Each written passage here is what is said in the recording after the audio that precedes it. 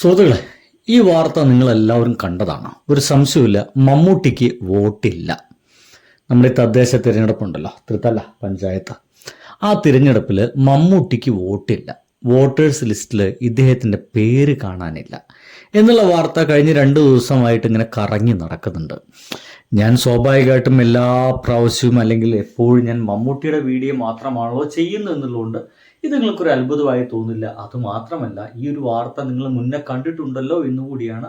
ആ ഒരു കാരണം കൂടി നിങ്ങൾക്കിതൊരു അത്ഭുതമല്ല. പക്ഷേ ഞാനൊരു അത്ഭുതമുള്ളൊരു കാര്യമാണ് പറയാൻ പോകുന്നത്. ഇദ്ദേഹം ഏത് നാടാണെന്ന് എന്നൊക്കെ നിങ്ങൾക്ക് അറിയാലോ. നമുക്ക് ഒരു സംഗതി കൂടി കേൾക്കാം കേട്ടോ. അത് ഇതാണ്. ഈ ഒരു സൈഡിൽ നിൽക്കുന്നത് 2 പേരാണ്. ഒന്ന് സുനിൽകുമാറാണ്, ഒന്ന് നമ്മുടെ സുരേഷ് ഗോപി ചേട്ടനാണ്. ഓക്കെ, നിങ്ങൾക്കറിയാം, ഈ സുനിൽകുമാറും സുരേഷ് ഗോപിയും ഒരുമിച്ചിട്ടാണ് നമ്മുടെ തൃശ്ശൂരിൽ മത്സരിച്ചത് MP സ്ഥാനത്തേക്ക്. ഭംഗിയായിട്ട് CPMന്റെ സുനിൽകുമാർ ചേട്ടൻ തോറ്റു. അതിനേക്കാൾ ഭംഗിയായിട്ട് നമ്മുടെ സുരേഷ് ഗോപി ചേട്ടൻ ജയിക്കുകയും ചെയ്തു. ഇതൊന്നും ഒരു കുഴപ്പമുള്ള കാര്യമൊന്നുമല്ല. തൃശ്ശൂരിൽ നമ്മുടെ സുരേഷ് ഗോപി ചേട്ടന് വോട്ടുണ്ട്, തൃശ്ശൂരുകാരനാണ്. അപ്പോൾ അവിടെ അദ്ദേഹത്തിന് വോട്ടുണ്ട് എന്ന് കഴിഞ്ഞാൽ അദ്ദേഹം അത് വോട്ട് ചെയ്യുന്നു എന്ന് മാത്രം. ഇവിടെ സംഭവിക്കുന്ന വലിയ പ്രശ്നം എന്ന് വെച്ച് കഴിഞ്ഞാൽ, ഈ ഒരു മനുഷ്യന് എത്ര സ്ഥലത്താണ് വോട്ടുള്ളത് എന്നുള്ളതാണ്. സുരേഷ് ഗോപി ചേട്ടന് എത്ര സ്ഥലത്താണ് വോട്ടുള്ളത് ഇങ്ങനെ പറയുമ്പോൾ നിങ്ങൾ അത്ഭുതപ്പെടും. എൻ്റെ പൊന്നു സുഹൃത്തുക്കളെ, ഇദ്ദേഹം കഴിഞ്ഞ നിയമസഭ ഇലക്ഷനിൽ തൃശ്ശൂരിൽ വോട്ട് ചെയ്ത മനുഷ്യനാണ്.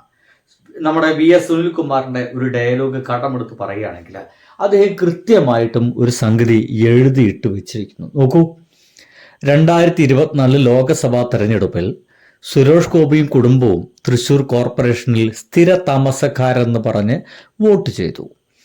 തദ്ദേശ തെരഞ്ഞെടുപ്പിൽ വോട്ട് ചെയ്തത് തിരുവനന്തപുരം കോർപ്പറേഷനിലെ ശാസ്തമംഗലം ഡിവിഷനിൽ. ഇത് എങ്ങനെ സംഭവിക്കുന്നത്?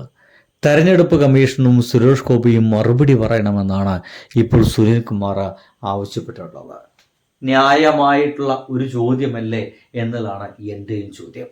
ഇദ്ദേഹം കഴിഞ്ഞ 2024 ലോക്സഭാ തെരഞ്ഞെടുപ്പിൽ ഇദ്ദേഹത്തിൻ്റെ കുടുംബവും തൃശ്ശൂരുകാരാണ്, അവിടെ സ്ഥിര താമസക്കാരാണ് എന്ന് സംഗതിയൊക്കെ ഉണ്ടാക്കിയിട്ടാണ് അവിടെ വോട്ട് ചെയ്യുക. താൻ അവിടെ അല്ല മത്സരിക്കുന്നത്, അതുകൊണ്ട് അവിടെ വോട്ട് ചെയ്യാനുള്ള എല്ലാ ഏർപ്പാടുണ്ടാക്കി. ഇനിയിപ്പോൾ ഇയാൾ കണ്ണൂരെ മത്സരിക്കുന്നെങ്കിൽ കണ്ണൂരും സ്ഥിര താമസക്കാരനാണ് എന്ന് പറഞ്ഞിട്ട് അവിടെ വീടൊക്കെ എടുത്തിട്ട് അവിടെ വോട്ട് ചെയ്യാനുള്ള എല്ലാ ഏർപ്പാടും ഇദ്ദേഹം ഉണ്ടാക്കുക, അല്ലെങ്കിൽ ഇദ്ദേഹത്തിൻ്റെ ആളുകൾക്ക് അത് ഉണ്ടാക്കി കൊടുക്കാൻ വളരെ ഈസി ആയിട്ടുള്ള കാര്യമാണ്. ഇങ്ങനെയുള്ള ഈ മനുഷ്യൻ ഇപ്പോഴത്തെ തിരുവനന്തപുരത്ത് കോർപ്പറേഷനിലും ഇദ്ദേഹത്തിന് സ്ഥിരം വോട്ടുണ്ടെന്ന് പറഞ്ഞിട്ട് വോട്ട് ചെയ്തിരിക്കുന്നു. ആ വോട്ട് ചെയ്യുന്ന ദൃശ്യങ്ങൾ, വോട്ട് ചെയ്യാനും അദ്ദേഹം വന്നു നിൽക്കുന്ന ദൃശ്യങ്ങളൊക്കെ നിങ്ങൾ ഇഷ്ടം പോലെ കണ്ടിട്ടുള്ളതാണ്. അദ്ദേഹം ഒരു കൈ ഇങ്ങനെ പുറകിൽ ഇങ്ങനെ കെട്ടിയിട്ട് ഇങ്ങനെ പ്രത്യേക രീതിയിൽ ഇങ്ങനെ വന്നു നിൽക്കും. എന്താണ് അദ്ദേഹത്തിന് പുറകിൽ അങ്ങനെ കൈ കെട്ടി അടക്കുന്നത്? ഇനി അദ്ദേഹത്തിൻ്റെ കൈക്ക് വല്ല പ്രശ്നമുണ്ടോ എന്ന് വലിയ പിടുത്തൊന്നും എനിക്കില്ല കേട്ടോ. എന്തായാലും അദ്ദേഹം അങ്ങനെയാണ് വന്ന് നിൽക്കുന്നത്. നോക്കൂ, സാധാരണഗതിയിൽ 10 മണിക്ക് ശേഷമല്ല, അത് ശാസ്തമംഗലംകാരോട് ചോദിച്ചാൽ അറിയാം.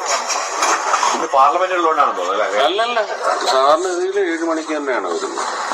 ഇന്നൊന്നുകൂടി ഫസ്റ്റ് വോട്ടർ ആയിരിക്കണം എന്ന് വിചാരിച്ചു. അതുകൊണ്ട് പാർലമെന്റിൽ പോകണം.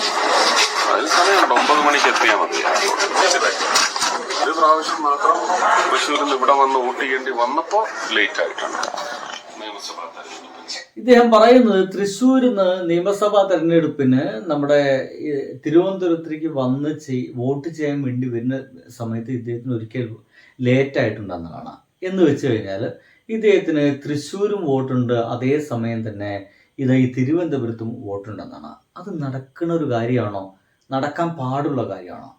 ഇങ്ങനെയാണെങ്കിൽ സുരേഷ് ഗോപി ചേട്ടനെ പോലെ പ്രശസ്ത ഇല്ലാത്ത ഒരാളാണെങ്കിൽ തിരുവനന്തപുരത്ത് വോട്ട് ചെയ്തിട്ട് ഒരു പക്ഷേ അപ്പോൾ തന്നെ ഇങ്ങോട്ട് തൃശ്ശൂർക്കും വണ്ടി കയറി വന്നിട്ട് തൃശ്ശൂരും വോട്ട് ചെയ്തു പോയിക്കൂടെ? കള്ളവോട്ട് നടത്തിക്കൂടെ?